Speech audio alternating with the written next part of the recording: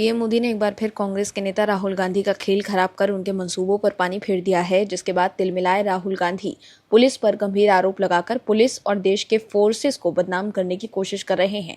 लेकिन अब जिस तरह से पीएम मोदी ने ब्रह्मास्त्र का इस्तेमाल किया है, उससे राहुल गांधी बेचैन नजर आ रहे हैं। दर्शकों, राहुल गांधी जेनजी और छात्रों के नाम अपनी राजनीति चमकाना चाहते हैं, लेकिन राहुल गांधी जेनजी को अपने पाले में करने की कोशिश कर रहे हैं। दरअसल जंतर मंतर पर सीजेपी के प्रदर्शन के दौरान कथित पैलेट गन फायरिंग को लेकर कांग्रेस केंद्र सरकार पर हमलावर है। शुक्रवार को लोकसभा में नेता प्रतिपक्ष राहुल गांधी पैलेट फायरिंग में घायल छात्र के साथ डीसीपी कार्यालय के पहुंचे।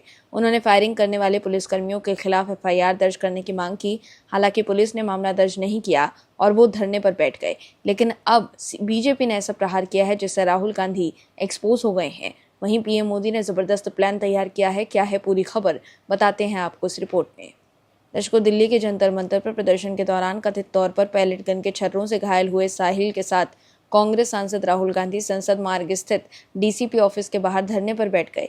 मामले में एफआईआर दर्ज करने की मांग कर रहे थे। वहीं राहुल गांधी के इस धरने को लेकर बीजेपी हमलावर हो गई है। बीजेपी सांसद रविशंकर प्रसाद ने राहुल गांधी पर अराजकता की राजनीति करने का आरोप लगाया है। साथ ही उन्होंने कहा कि वंदे मातरम पर कांग्रेस फंस गई है, इसलिए ये ध्यान भटकाने के लिए किया जा रहा है। बीजेपी के सांसद रविशंकर प्रसाद ने पूरे मामले पर कहा कि ये बहुत दुर्भाग्य की बात है कि राहुल गांधी विपक्ष के नेता हैं और अब सिर्फ लोकतांत्रिक राजनीति नहीं, अराजकता की राजनीति करते हैं। रविशंकर प्रसाद ने कहा कि वो दिल्ली के पार्लियामेंट्री स्ट्रीट पुलिस स्टेशन पर धरने पर बैठ गए, बिना अनुमति के, बिना किसी पूर्व सूचना के। कभी प्रधानमंत्री के घर के सामने बैठ जाते हैं और कभी यहाँ बैठ गए हैं।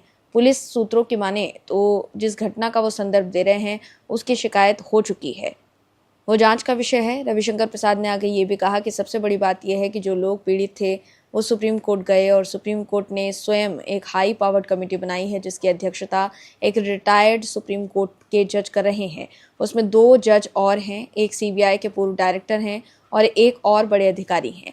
इतनी हाई पावर्ड कमेटी में ये भी जांच का विषय होगा कि गोली चली या नहीं चली। तो ये क्या मतलब है इसका? आपको नियम कानून का कोई सम्मान नहीं करना राहुल गांधी। जो आपके मन में आएगा तो बस वहां जाकर आप धरने पर बैठ जाएंगे और अराजकता फैलाने की कोशिश करेंगे। कांग्रेस पर हमला बोलते हुए रविशंकर प्रसाद ने कहा कि हमारी आशंका है और आरोप दोनों है कि वंदे मातरम पर जो कांग्रेस पार्टी ने स्टैंड लिया उसमें कांग्रेस पार्टी फंस गई है। देश के सामने ये संदेश चला गया है कि कांग्रेस पार्टी जो थी मुस्लिम परस्ती के दबाव में वही है 2026 में। जब उस समय मुस्लिम लीग के दबाव में कांग्रेस पार्टी ने वंदे मातरम के 5 स्टैंजा की बजाय 2 स्टैंजा गाने का निर्णय किया, इसका भारी विरोध हुआ था। लेकिन अब तो स्थिति ये हो गई है कि तथ्य सामने आए कि राजेंद्र बाबू ने 24 जनवरी को 1947 को संविधान सभा के अध्यक्ष के रूप में राष्ट्रीय गीत और राष्ट्रगान की घोषणा की थी। उन्होंने कहा ये तो सब रिकॉर्ड की बात है, ये तो नहीं कहा था कि राजेंद्र बाबू ने कि वंदे मातरम को काट छाट के गाया जाएगा।